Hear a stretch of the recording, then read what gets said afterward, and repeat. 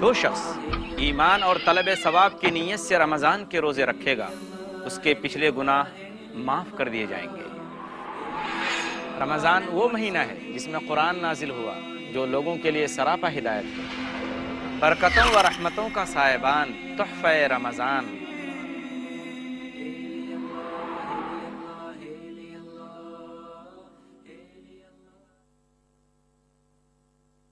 الحمدللہ رب العالمین والصلاة والسلام علی خاتم الانبیاء والمرسلین محمد وآلہ وصحبہ اجمعین، اما بعد رب اشرح لی صدری ویسر لی امری واحلل عقدۃ من لسانی یفقہوا قولی۔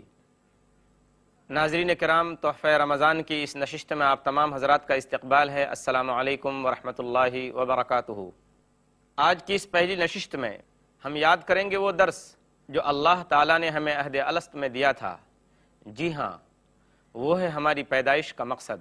رب کا فرمان ہے وَمَا خَلَقْتُ الْجِنَّ وَالْإِنسَ إِلَّا لِيَعْبُدُونَ، سورہ زاریات سورہ نمبر 51 آیت نمبر 56۔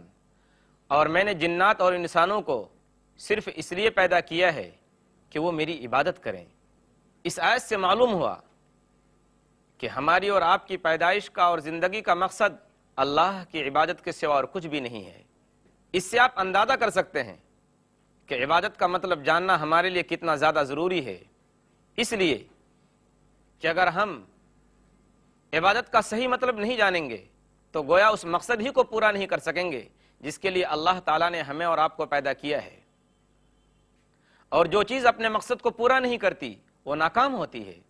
ڈاکٹر اگر بیمار کو اچھا نہ کر سکے تو کہتے ہیں کہ وہ علاج میں ناکام ہوا۔ کسان اگر فصل نہ اگا سکے تو کہتے ہیں کہ وہ زراعت میں ناکام ہوا۔ اسی طرح سے اگر ہم اپنے مقصد کو یعنی عبادت کے مقصد کو پورا نہیں کر سکے تو کہنا چاہیے کہ ہماری اور آپ کی ساری زندگی ہی ناکام ہو گئی۔ ناظرین کرام، عبادت عربی زبان کا لفظ ہے۔ اس کی جو اصل ہے، اس کا جو مادہ ہے جس سے یہ لفظ بنا ہے وہ ہے عین با دال، جس کے معنی بندگی اور غلامی کے ہیں۔ جو شخص کسی کا بندہ ہو، اگر وہ اس کی خدمت کرے اور اس کے ساتھ اس طرح سے پیش آئے جس طرح مالک کے ساتھ پیش آنا چاہیے تو یہ بندگی اور عبادت ہے۔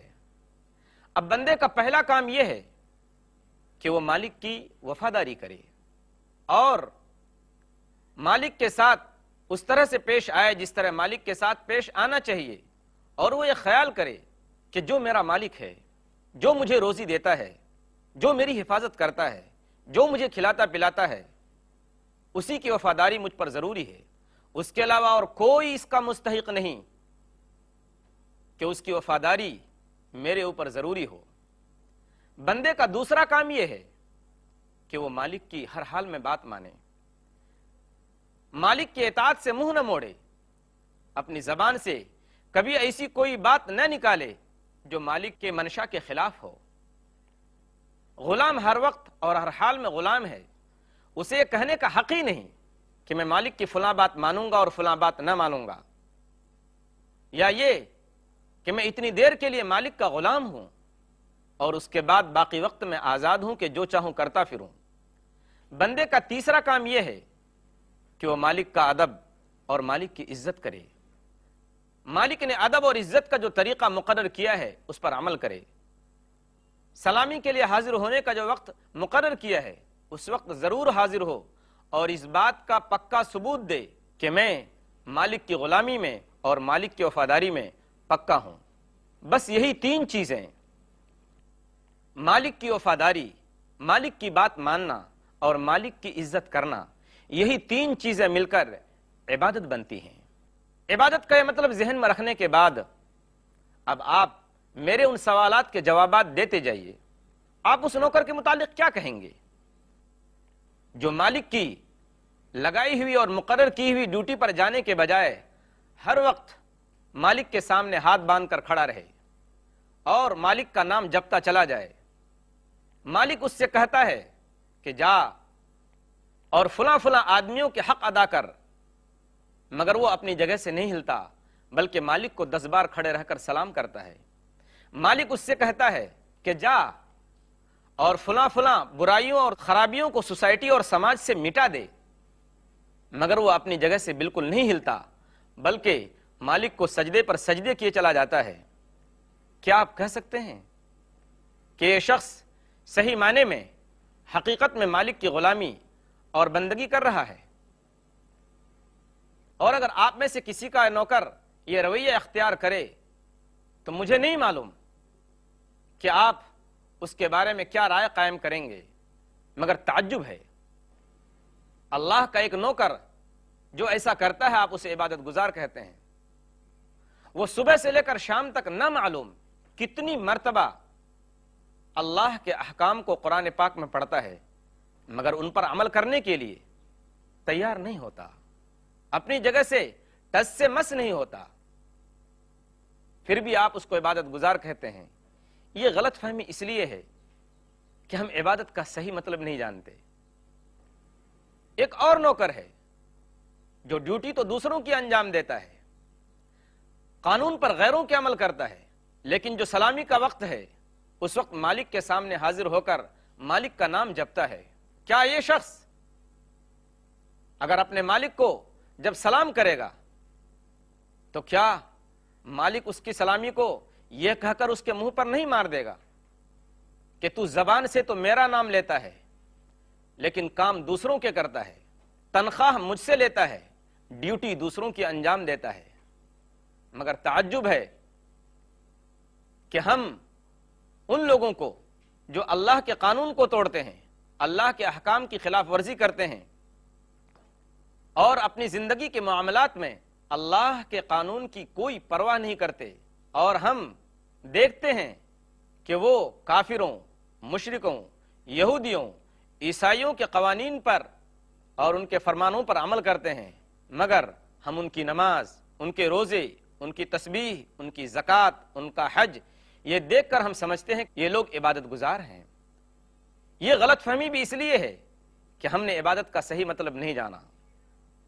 ایک اور نوکر کی مثال لیجئے، مالک نے نوکروں کے لیے جو یونیفارم مقرر کیا ہے یہ ٹھیک اسی یونیفارم کو پہنتا ہے، اسی یونیفارم کو استعمال کرتا ہے، مالک کے سامنے ادب و احترام کے ساتھ اور عزت کے ساتھ کھڑا ہو جاتا ہے، مالک کا نام لینے میں سب سے آگے رہتا ہے اور مالک کے سامنے اس طریقے سے جھک کر سلام کرتا ہے کہ گویا اس سے بڑھ کر کوئی خدمت کرنے والا ہے ہی نہیں۔ مالک کا نام لینے میں دوسرے نوکروں سے وہ آگے بڑھ جاتا ہے، مگر دوسری طرف یہی نوکر مالک کے خلاف ہونے والی سازشوں اور پلاننگوں میں مالک کے باغیوں اور دشمنوں کا ساتھ دیتا ہے۔ مالک کا نام دنیا سے مٹانے میں مالک کے جو دشمن اور باغی لوگ ہیں جو جو پلاننگیں کرتے ہیں ان پلاننگوں اور سازشوں میں یہ شخص ان کا ساتھ دیتا ہے، تو آپ ایسے نوکر کے متعلق یہی کہیں گے نا کہ یہ شخص منافق ہے، باغی ہے، نمک حرام ہے۔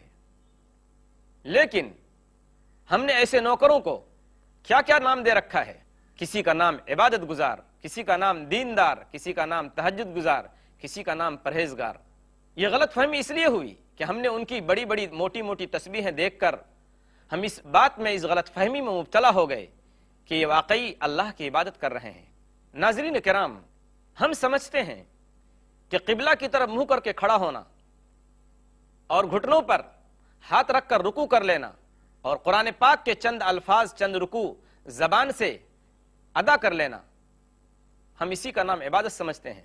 ہم سمجھتے ہیں کہ جو شخص رمضان کی پہلی تاریخ سے لے کر شوال کی پہلی تاریخ تک صبح سے لے کر شام تک بھوکا پیاسا رہے وہ عبادت گزار ہے۔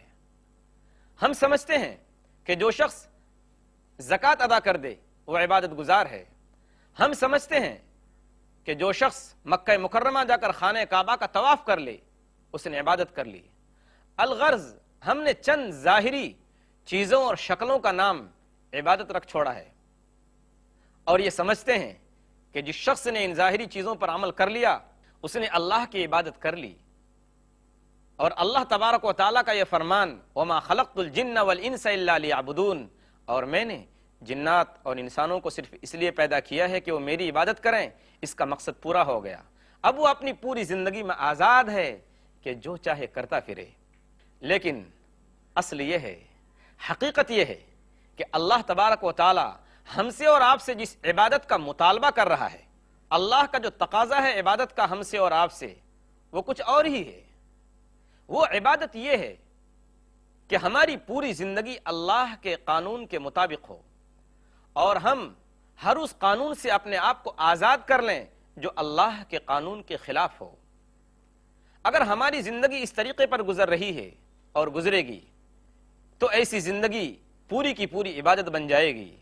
پھر اس زندگی میں ہمارا کھانا بھی عبادت، ہمارا پینا بھی عبادت، ہمارا سونا بھی عبادت، ہمارا جاگنا بھی عبادت، ہمارا چلنا بھی عبادت، ہمارا بیٹھنا بھی عبادت، حتیٰ کہ بیوی کے پاس جانا اور بچوں سے پیار کرنا بھی ایسی زندگی میں عبادت بن جائے گا۔ صحیح فرمایا صادق و مصدوق صلی اللہ علیہ وسلم نے، عن ابی ہریرہ رضی اللہ عنہ قال قال رسول اللہ صلی اللہ علیہ وسلم، عن ابی ہریرہ رضی اللہ عنہ قال قبل رسول اللہ صلی اللہ علیہ وسلم الحسن بن علی وعنده الاقرع بن حابس التمیمی جالسا فقال الاقرع ان لی عشرة من الولد ما قبلت منهم احدا فنظر الیہ رسول اللہ صلی اللہ علیہ وسلم ثم قال من لا يرحم لا يرحم۔